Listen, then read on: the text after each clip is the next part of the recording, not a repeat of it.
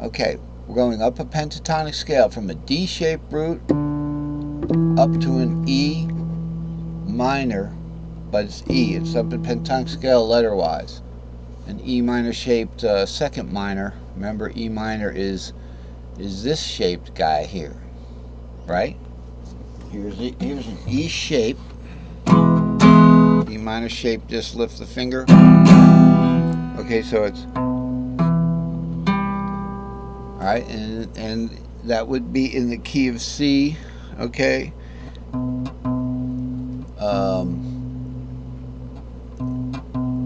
As long as we have the bar. Okay, the problem is this is in the D shape here, alright? Hang on. Alright, I thought we were in the C shaped there. I was just showing you a C shaped E minor, chord that we all know how to play. I have it barred here because remember, this is where my E is. I was just showing you that. But in the D cage, okay, it's slightly different, right? Because we're barring the two, so that same finger shape falls on the 6, the 2, and the 4, which would be the second minor. Those are the scale tone numbers relative to the parent key of the second minor. And we go up a pentatonic scale, D, E, G, okay, A, and C. So that's what that covers. I think this is the last, I have to get going. That's what this chart is all about. And then, of course, we got to the half diminished and got involved in a lot of half diminished stuff. We certainly have start caged on the this is a little box that just to fill in the thing. Start caged from any string, right? This is fun stuff. Start caged from any string. So if I start a G shape from the 3rd string from the bottom, okay, my G shape will be up here, but if I start that G shape, let's say it's going to be starting from an A somewhere from the 3rd string from the bottom there. So here's 3rd string. All right, so I'm looking, here's where I start that G shape. This says it's going to become an E cage shape. I'm starting a G shape completely from here.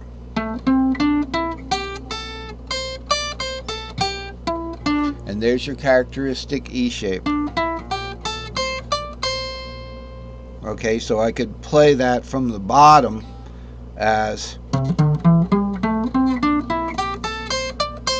So if I was moving along and I was playing a G shape, I would know that I could continue on in an E shape in that box.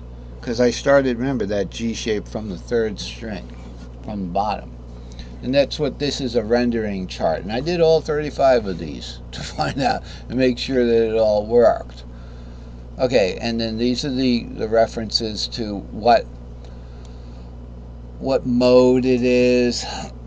Let's move along. I want to get to the new chart because this is the last segment, so it might end a little abruptly, but hopefully not. We want to get to the new chart. Here it is, today's chart. We finally got here. What happened and why did it happen? Starting down here. This is a new pattern that I've decided to make this its own pattern. And it's a major triad arpeggio and chord inversion, major triad pattern stack. Start from any R. For me it would be C. And we go root, 3rd, 5th, root. Okay? Now let's take that root and take it down to the 2nd string and just continue on without the warp, and it'd be the same thing. Or it'd be root, 3, 5, and then here I'll warp over for the root again. That's all it is in this pattern. It's just root, 3, 5, root, 3, 5, root, 3, 5, on and on and on into the infinite. However, you can when you do a minor, you could just do the minor 3rd there, and you've got the minor 3rd pattern. Okay, so it covers 6 out of the 7, because it's got the 3 majors and the 3 minors right there. You know, half diminished, like I say, if you just verbatim drop the root to the 7, the 3 to the 2, and the 5 to the 4, it gets to be too long. So we have other ways that we have to deal with that, but this will cover most things. I want to show you how easy it is, how easy this becomes when you just look at it as an unwarped pattern, an all-fourths pattern. So let's look at the bottom 4 strings of the guitar. This is the lowest string here, right? So this is the low E string. This is where your fret nut is.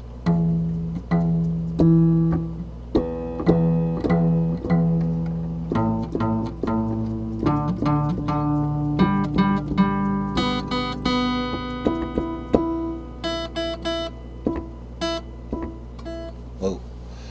Anyway, looking at these 4, we find out that here is your cage shapes again. Here's your C shape. All right. Here is your A shape from the starting from the 5th. Because remember, when I play an A chord, that E becomes the 5th of A. When I play a C chord, that low E becomes the 3rd of C. When I play a G chord, that E becomes the 6th of G. Okay, now the 7th is different. Okay, because it's involved with, we have to use the Locrian kind of thing. So we're going to skip the 7th. We're in caged now. We're not in diatonic, which has the 4th and the 7th. You get to the root, which is the E. All right, that E becomes the root. And D, we get to the D chord. E is the 2nd of D. That's why this is the D cage. Now, these are the bottom 4 strings. I've shown all of these guys, but I shouldn't have. I might fix that. Here's in the C box, we've got root 3/5 there. In the A box, and this is unwarped. Now we've got the A box is interesting. Okay, we've got 5 there, we've got root there. We don't have the 3rd chord. We're just looking at it. Oh, there's a 5 root. See how it's part of it. All right, so this is what's going on the bottom, and this is mostly for G-shaped and C-shaped things. We have the root position. So in the G shape, we've got root 3/5 from the bottom string. In the C shape, we've got root 3/5 from string 2, 3, 4, as I counted them here, 2, 3, 4. All right. In the D shape, we've got first inversion 3/5 root on the bottom 4 strings. 3/5 root. This is a good one. This is 3/5 root. You know what I'm saying? It's a good thing, because you can go like on the piano. You know, it's just the first inversion. It's very important to recognize that there's a minor 3rd between the 3rd and the 5th, and then a perfect 4th. That's how to recognize it. And you'll see this thing getting warped all over the place because it keeps repeating. So you're going to have that little shape warped. This 3 to 5 to root, this is going to be warped. How does it warp? And that's what we're involved with in this, and we're running out of time. We have 1 minute. So in the C shape, this is the top 4 strings now, 3, 4, 5, 6, okay? We've got a situation here. All right, we want to show these guys too. We want to show the original pattern stack, these guys down here. So we've got, starting on a 3, and but this is on the top 4 strings. So in the C box, this is what's going on. In C, we have a 5 here. See, root 3. So we have some overlap here. There's 3, 4 there. There's 3, 4 there. So we're starting on the 3. This was root 3/5. That is your root position C, starting from the 2nd string. This 3 here goes to this 5, but now the root warps over from nowhere, from out of nowhere. It comes into the picture. Okay, it wasn't accessible before.